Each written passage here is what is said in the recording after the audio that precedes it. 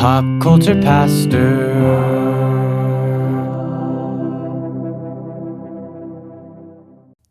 Cody, why is Mountain Dew so good? Some say it is the modern day manna from heaven. It is not that, because that'd be sacrilegious, but it is what I think the Israelites might have been thinking about when they were told they were going to the land flowing with milk and honey. There's this new flavor. The Mountain Dew is Chinoot, the land of Mountain Dew and honey. That could be our new thing. That would be cool. We could tell that to the tourism board. You give them a little hint. I mean, yeah. We do have beekeepers. Beekeepers? For the honey. Oh, yeah. Well, Chinoot has beekeepers? Doesn't everybody have beekeepers? Beekeepers are around, aren't they? According to The Happening, all the bees were dying out. So, according to that one M. Night Shyamalan movie. Yes. That's a pretty good source. I mean, Mark Wahlberg taught me that, so. Mark, we're still open to an interview. We are. Call us. Have your people call our people. Good morning. Welcome to the morning show here on KFEX Firescape Radio 93.1.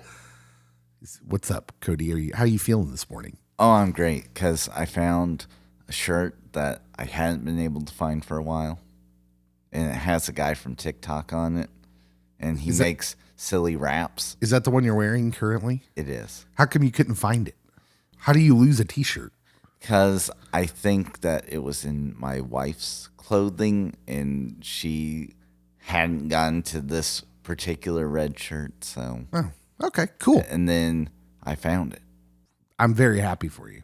Super psyched. It's a great shirt. It is. Cody, we live in a strange and confusing world. Arby's has a burger now. Yeah. You still have to wait half an hour for it and pull up next to the trash can. as one does when one goes to Arby's. Is that like that at all Arby's or just our Arby's? So I used to live within a block and a half of an Arby's. Uh-huh. It was so fast. It was perfect. Yeah. Nothing's fast anymore. No. Nothing. I don't know what happened. Yeah, and I don't really understand the concept of Arby's and fast food anymore because it's not fast. We have the meats right up there next to that trash can. Anyways, it's weird times. Sounds like. That's what I'm trying to say. There's a new Avatar coming out. My wife's all about that. And I told her verbatim, I said, the thing about Avatar 1 was it was miles ahead of everyone else in the film industry, especially with the 3D IMAX technology stuff. And now everyone and their mom does it, unless there's some new way to watch movies. This movie has nothing going for it. No, nothing at all, because the story was a trope. It was like 10 tropes. It was an absolute trope. It was not a good story at all. It borrowed from Pocahontas, Ferngully. Yeah. It was like our 80s, 90s reversal of Westerns. Mm-hmm. You know what I'm talking about? Like, so the trope in Western was cowboys and Indians. Yeah. And the white cowboys were good and the Indians were bad. Mm-hmm. Which we know is a distortion of history. It's like, well, we're humans, and as Jesus said, none of us are really good. Spoilers. We're just complex. What you're talking about, Pocahontas, Ferngully, flips it, right? Mm-hmm. Indigenous people all good, white people all bad. And that's what Avatar is, essentially. All of them. Yeah. Essentially, it's a story about indigenous people and the invaders.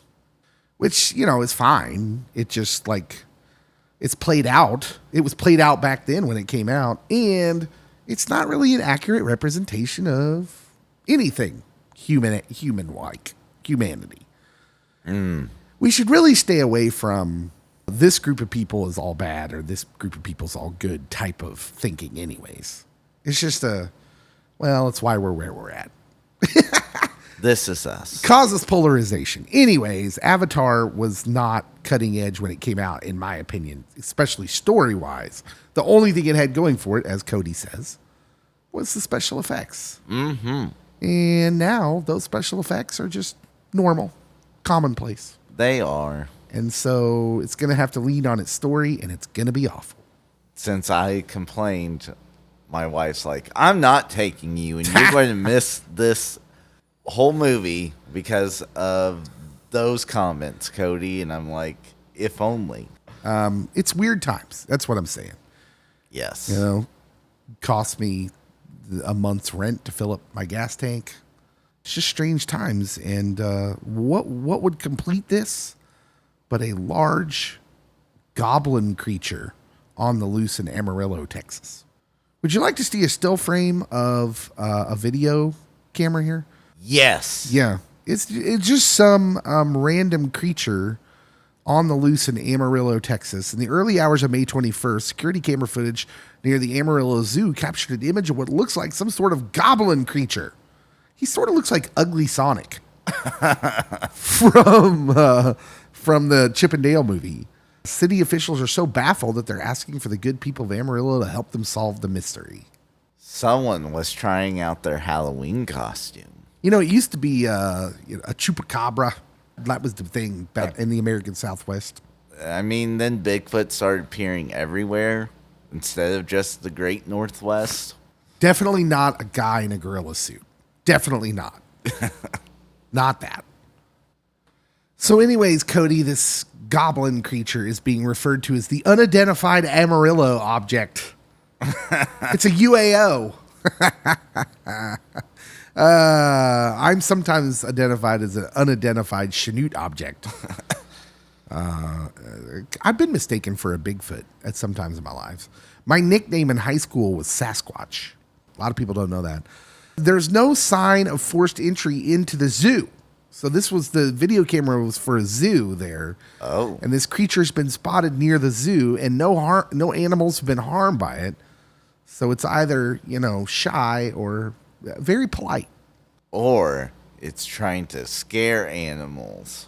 So here's where I get a little dubious.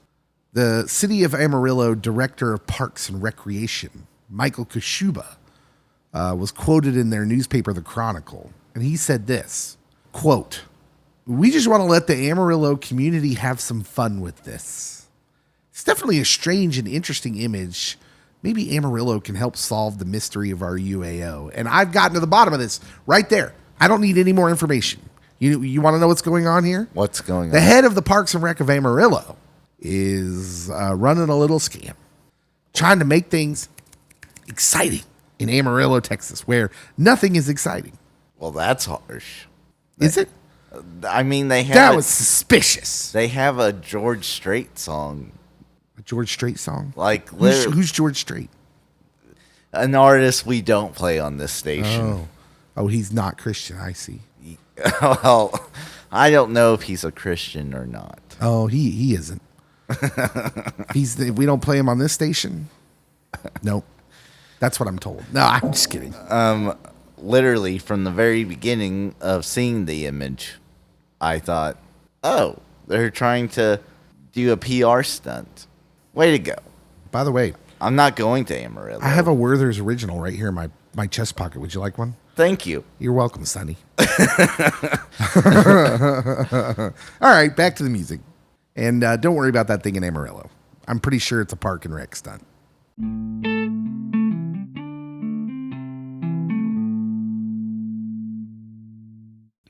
So I went to the city yesterday, Cody. Our city? No. The city. When you live in a small town in southeast Kansas, going to the city means I went a couple hours to one of the metropolitan areas within a couple hours, which there are like 4. So my wife says the same thing, and I'm like, just say the name of the town that we're going to. Nope, because that's, when you live in a small town, that's how you say it. I went to the city. And then it turns out I was in Joplin. That's where I was. I was in Joplin. I went to Joplin, the city. Like, I remember a Dish Network commercial that was like, you can have satellite TV in small rural areas such as Joplin, Missouri. It's not a small rural area. According to them, it was. I don't know how many people live there, but I'm assuming it's like 60, 70,000 at least. Well, small rural area such as Joplin, Missouri. First of all, anything that has an Olive Garden, I just call the city. Okay. That's the dividing line. If you have an Olive Garden, that's the city. We went to the city. I did not eat at Olive Garden, sadly. Last time I went, I did. Yeah. Congratulations. Wow. Well, thank you. I didn't think that bit was going to work out like that. That's awesome. And I went to the city and I was driving and I saw a sign, the Burger King sign. You know how they put up whatever words they want on the fast food signs. Mm-hmm. And on the sign, it said, work today, get paid tomorrow. Oh, sweet. What is happening with the workforce in this country? What's going on? Can you explain this to me? We're all giving up. I need the president of the United States to come on TV. Ladies and gentlemen of the United States of America, I need y'all to not give up. I need you to keep working. What if here's a thought, since they just give out money for everything these days. What if they gave us more money if we worked? I like that. We would get paid from our job, and then the government would give us like another you get an extra stimulus check if you work 30 plus hours a week. I wonder if maybe Burger King, with like how much gas and food has gone up, was like, we have employees that claim they can't drive to work, so we're just going to pay them daily now. This is all going to get bad, right? Oh, yeah. Gas is expensive. Food's expensive. People don't want to work. Like literally places that you used to be able to count on. I was in the city, not Joplin, here a couple months back. I was in Wichita, which is much bigger. Okay. I was in Wichita and I was staying the night there because I was at a function. And it was late by the time I got out of said function, and I needed a couple things for my hotel room. Like I needed some bottled water and just a couple things I like to have. The 24-hour Walgreens, no longer 24 hours. I mean, it still said it on the building, but they closed at 10. And then I went to a Quick Trip, which is like the Cadillac of convenience stores. It is. And they were also closed at 10 because they simply didn't have an employee to work. I'm looking around at all of this because it's happening in our little town too. So I assume it must be happening on a bigger scale in the big cities. I feel like I'm somewhat observant. I'm not going to sit here and say I'm the smartest guy in the world. And I'm just like, what's happening? Because I know everyone's going to, as soon as I say that, everyone's going to throw out their political leaning, right? Oh, well, the Democrats gave out too much money, blah, blah, and then, or the Democrats will say something about the Republicans. Like I just really want to know what is happening. I did see an article that talked about America might have to move to the 4-day work week instead of a 5-day work week. Explain to me how that helps. Because you get more time off. So it's just to help coddle us a little bit. Mm-hmm. Huh. Again, we have given up.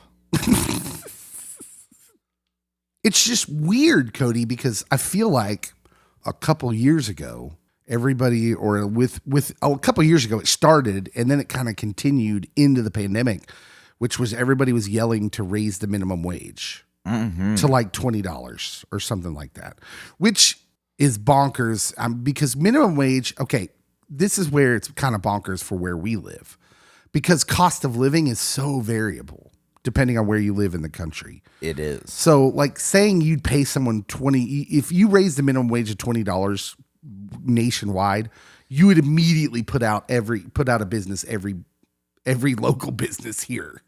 Like it wouldn't work because it doesn't make any sense. Now I understand why you want to do it in like the coasts in the big cities.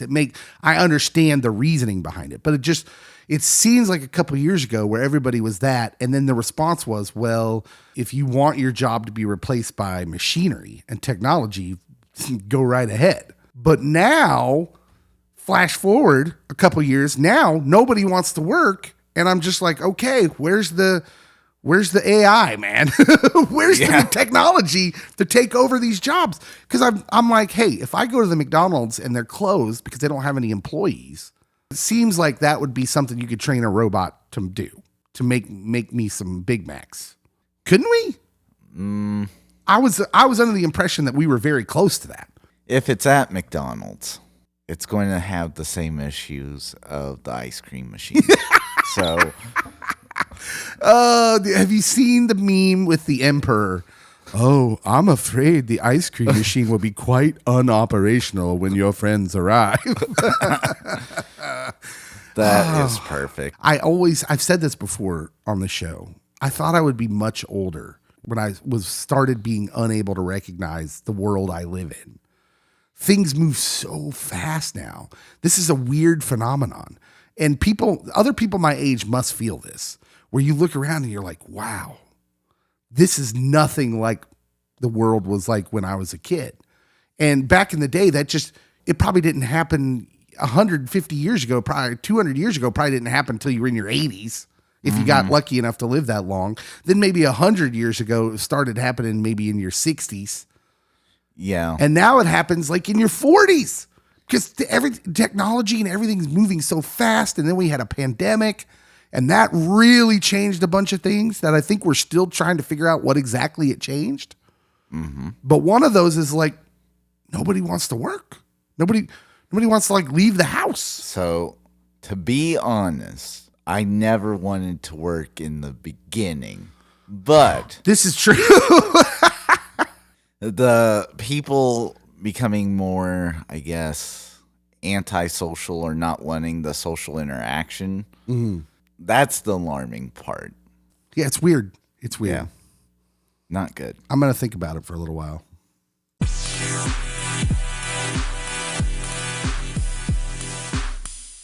Hey, what up? This is Zach Guilford from Midnight Mass, and you're listening to one of my favorite podcasts, Pop Culture Pastor. There's this thing we do these days, and I'm going to put this into specific context. Okay. But we're like an outrage machine. I'm outraged that you accused me of being an outrage machine. You should. You should, apparently, because that's what we applaud. The more outrage, the better. Everybody's mad about something.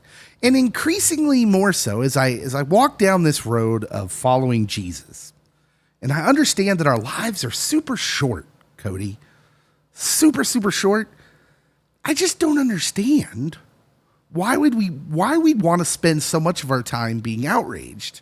In particular, when people that we don't necessarily care about say something that's not even sometimes a celebrity or an athlete. Athletes get in trouble for this all the time. Movie people, Hollywood types, politicians, they'll say something and we get so bent out of shape about it, even though at the end of the day, what has happened is a human has stated their opinion. And as we know, humans have weird opinions about lots of things. They usually stink. And so if you're astute, you may understand where I'm going with this. Of course, I'm talking about Jennifer Aniston.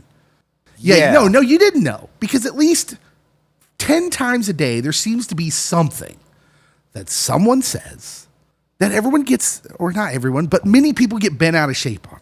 And by many people, I mean Twitter. Free Jen Aniston. So here's Jennifer Aniston. She's doing an interview with Sebastian Stan, who's an actor. At some point in their interview, it came up Sebastian Stan's most latest role where he played Tommy Lee for Motley Crue.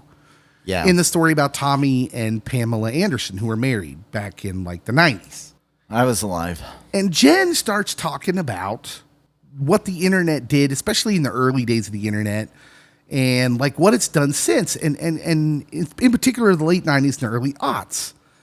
And she starts talking about how the idea of being famous just for being famous kind of started then. Mm-hmm. She says it occurs, quote, right at the time when the internet really shaped a new culture about people becoming famous. This thing of people becoming famous for basically doing nothing. And she specifically references Paris Hilton. And she could have mentioned the Kardashians. Could have. Like, I mean, really the Kardashians, a lot of people don't remember this, but the Kardashians are famous because their dad was one of OJ's lawyers. That's why they're famous. And then like people started paying attention to his daughters. But she goes on to say that I feel so lucky that we got a little taste of the industry before it became what it is today. More streaming services. You're famous from TikTok. You're famous from YouTube. You're famous from Instagram. It's almost like it's diluting the actor's job. End quote. Okay. Now, I read that and thought, okay, yeah, that's pretty common sense. I didn't think there was anything there that was out of the realm of what you look around and that's true. That's true. So I would maybe say that it seems like she's portraying her early career as almost a golden age or the end of the golden age, and then we have been plummeting since, where we might have been plummeting before then. But yes, that would be the only thing I would say, but like it's not like, oh, this is a hill I'm willing to die on.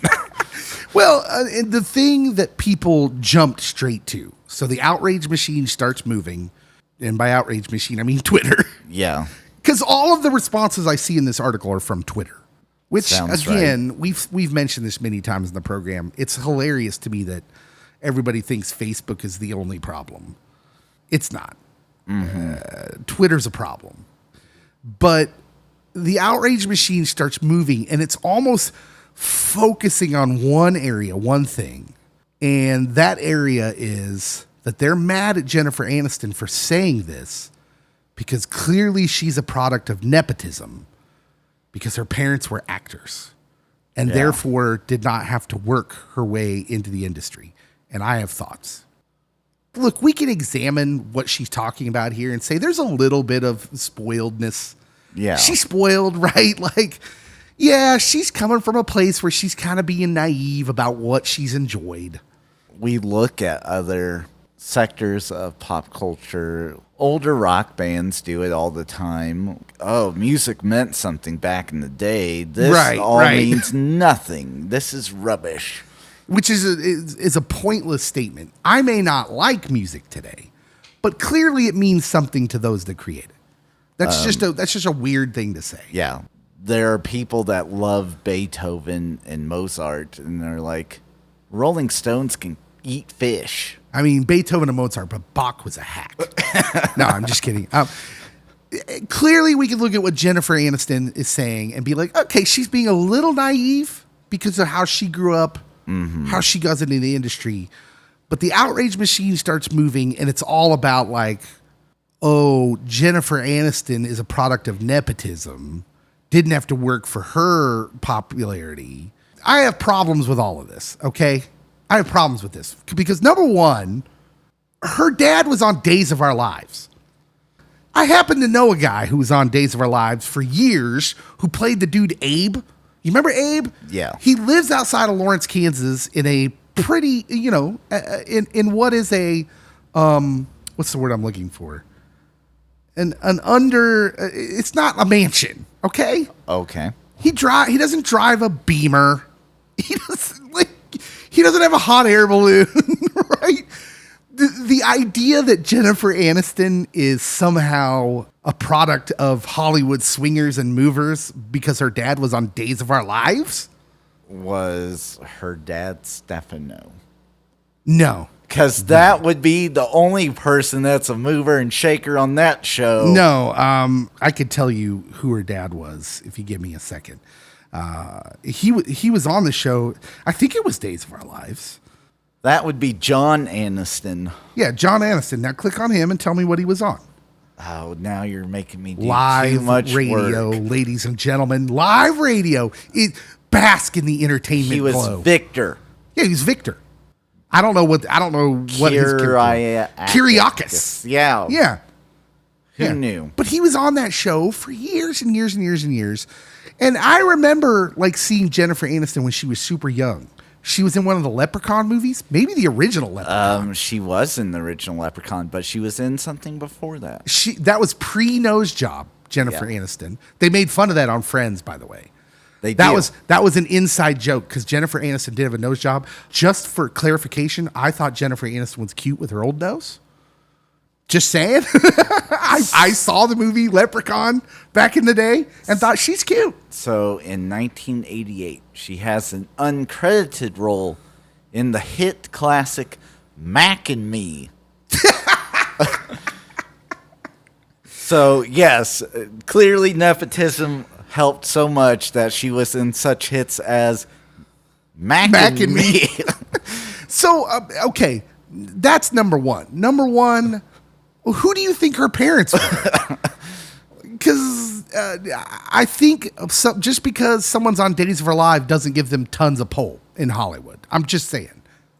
So the second part I'd like to highlight here in this whole Jennifer Aniston blow up, Cody, is everyone's outraged, of course, that she has said that this is 1.5. Let's point 1.5. Nothing she said was incorrect. Yeah. People get famous on TikTok and YouTube and for all sorts of things. That was the second part of her statement. The first part was aimed at people like the Kardashians who got famous for nothing.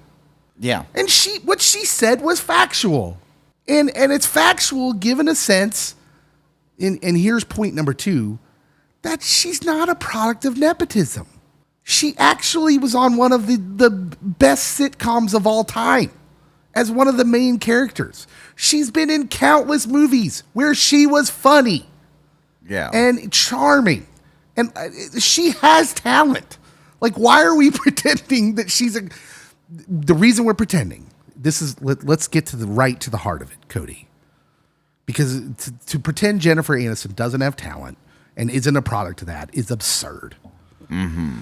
The problem is we don't know how to handle our feelings of envy. All those people on Twitter that are getting mad, they said something about Jennifer Aniston making a mildly declarative statement of opinion, which again, I feel like if you didn't agree with her, okay, well then just throw it away and move on. You know what these people are saying? Oh, I could be Jennifer Aniston. And here's what I'm going to say. No, you can't. No, Yeah. you don't get to erase someone's God-given talent or gifts because you don't like them or they said something you disagree with. And if you do, you're really working in this envious place. And envy is one of the 7 deadly sins. Yeah. I mean, I would point out the fact that maybe the biggest person going into Friends is Courtney Cox Arquette. Yeah. On the strength of what? She's in a Bruce Springsteen Springsteen music video? Yeah. I mean, right? None of them are huge. Yeah, there's no reason that this show should take off and become a classic. I'm not lying when I say Jennifer Aniston's biggest credit to that point was the movie Leprechaun, which was a dumb horror movie, kind of horror camp. It was bad. It was terrible. She's not getting jobs based on nepotism. She won that part. Just like all those 6 people did. Yeah. If you're saying she just got lucky, well, then the post-Friends career doesn't really speak to that. Because out of all 6 of those, she enjoys the best career. Oh, yeah. And Easily. that's not because of who her dad was on Days of Our Lives. Shocking. You can look throughout history and point out nepotism real easily. Be like, oh, Donald Trump would not have had it so easy. Well, it's okay. So you go to the perfect example. Even with Donald Trump, I know when I'm working in envy because if I start talking about how Donald Trump, in fact, hasn't really done anything with what he's been handed, he's declared bankruptcy several times. He's actually shrunk his father's fortune. Yeah. That he's not some amazing businessman. I can feel myself moving into anger, and that's coming from my envy. I'm not mad at Donald Trump. I'm mad at not being born Donald Trump. Yes. Right? That's what I'm being mad about. That I sense that he had some sort of a better life, which again, this is where we can get back to our faith a little bit and say, oh, that's a bonkers thing to think. No. Sometimes I think this little fact escapes us, Cody, that trillions of people have walked this earth. I'm going to look you right in the eyes right now. Okay. Cody Haviland, trillions of human beings have walked this earth. Only one Cody Haviland. Only one. You are one of a kind out of trillions. And that should blow your mind. It does. Don't you feel so thankful to be you? I do. Okay, there we go. We should drop all these envious feelings that are only brought on by like the structure of our society and culture. Has nothing really to do with life. So I have another, for instance, nepotism. It shows that even if you have the perfect name and the perfect setup, it doesn't always work out. I mean, Michael Jordan had 2 sons. They both play basketball. And can you imagine the pressure of being the son of Michael Jordan? Like, I remember when they were picking colleges to go play basketball at, and they picked like, they weren't being recruited by the big colleges. Yeah. It was these smaller colleges. And I can only imagine the pressure of being the son of Michael Jordan, not only in a talent wise, but also that you knew you can't equal his work ethic. Like No. Michael Jordan had a psychotic work ethic. It made him a not nice person. True story. Not a lot of people like Michael Jordan. He doesn't have tons of friends because he rubs people the wrong way because he was so obsessive about his work ethic. And when people couldn't keep up with him, he didn't treat them well. But that in and of itself is like, here's what I'm going to say. Doesn't compassion lead you to believe that Michael Jordan's sons should get a little something extra? Like, I know they grew up rich, but you don't know what their life was like. No. You don't understand the pressure of what being Michael Jordan Jr. put on him, on that person. We sort of understand this when we talk about pastors' kids. Yeah. I just got back from summer camp. When you're a pastor's kid, you get special things. You get out of the cleanup at the end. You just get all these extra little bonuses because you're a pastor's kid. And other kids may say, well, that's not fair. But you have to understand that being a pastor's kid involves sacrifice that you didn't choose. Mm-hmm. Okay? And just like this, what if Jennifer Aniston got a little nepotism in her to boost her career at the beginning? You don't know what her life was like. Just because someone's born into money doesn't make their life great.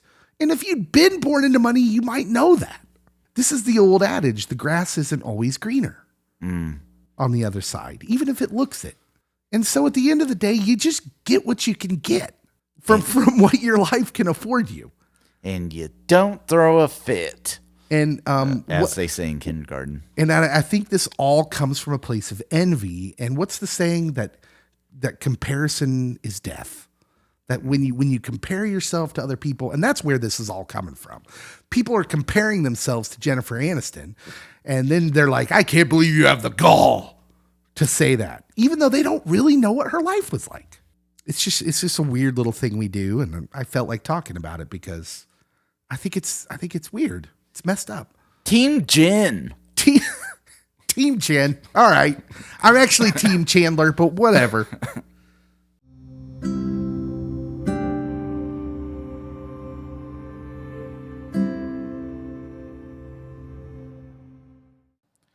Hey, everybody. Dave here. Thank you for listening to our little odds and ends, our leftovers of our radio show podcast. This is just a little filler pod that we give you guys to tide you over to the main pods that come out every Friday morning. So thank you for listening. If you like or want to hear more of our radio show, if you're into Christian music, if that sort of thing is your bag, but maybe you're tired of what the Christian music stations play you, you'll find something different on the station we're on. It's called KFEX 93.1 Fire Escape Radio. It's part of a youth ministry here in the town that we're in, and we invite you to listen. It's something new. We play a lot of indies. I don't know if you know this, but we're actually living in the golden age of Christian music right now. And most people don't know it because you're used to thinking, oh, Christian music, well, there's less talent in Christian music than there is secular. But that's actually not the case anymore. There's lots and lots of talented people making music who are Christians. But because of the way Christian radio works, the bigger stations, they only play about the same 15 to 20 artists kind of over and over again. Well, that's why we have our station, KFEX. So if that interests you and you want to hear more of us, right now our morning show it's in the morning. That might change soon, but we'll let you know if that does. If you want to listen to it anyways, go to www.kfex931.com. Or you can download our app on your iPhone or your Android phone. It'll be in the app stores of those respective devices. Just go in there, search KFEX. You will find our app, and you can listen to us anywhere in the world. Right there. So give it a shot. We'd love for you to do that. Also, while we're talking about the pod, make sure you're subscribing to the pod and give us a rating, give us a review, give us a little write-up. That helps the visibility so that more people can discover the pod. And the more people that discover the pod and listen, the more things we can do. There's so much more that Cody and I want to do. We couldn't do it without you. Thank you so much for listening, and we'll see you next time.